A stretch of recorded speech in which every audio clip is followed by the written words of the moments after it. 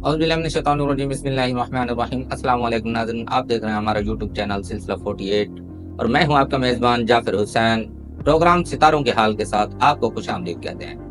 नाज़रीन, आज हम बात करेंगे बुर्ज सरतान कैंसर के बारे में। बुर्ज सरतान से ताल्लुक रखने वाले लोगों का ये हफ्ता कैसा गुजरेगा उस बारे में आपको बताने जा रहे हैं। नाज़रीन, हफ्ता 26 मई से 1 जून 2025 तक का है। सबसे पहले बात करेंगे कैरियर के हवाले से। तो नाज़रीन, इस हफ्ते बुर्ज सरतान से ताल्लुक रखने वाले अफराद को अपने पेशा वराना माहौल में तवाज़ुन और समझदारी का मुजाहरा करना होगा। खास तौर पर हफ्ते के आगाज में आपको ऐसे फैसले लेने पड़ सकते हैं जहां आपको एक तरफ क्लाइंट्स और दूसरी तरफ अपने कोलीग्स या टीम के दरमियान किसी एक का इंतखाब पड़ेगा।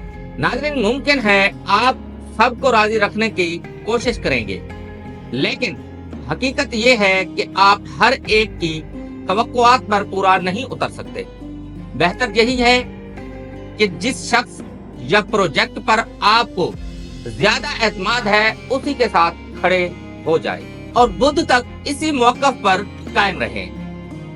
ये कशमकश वक्ती तौर पर आपको ज़हनी तौर पर थका सकती है, मगर बुध के बाद हालात में नरमी आएगी और दबाव कम होता महसूस होगा। नाज़रीन, अगर आपको दफ्तर के दबाव से बचने का मौका मिले और घर से काम करने की सहूलत दस्तयाब हो तो इस हफ्ते ये आपके लिए फायदेमंद साबित हो सकता है। नाज़रीन, जज्बात और एहसासात के बारे में बात करते हैं।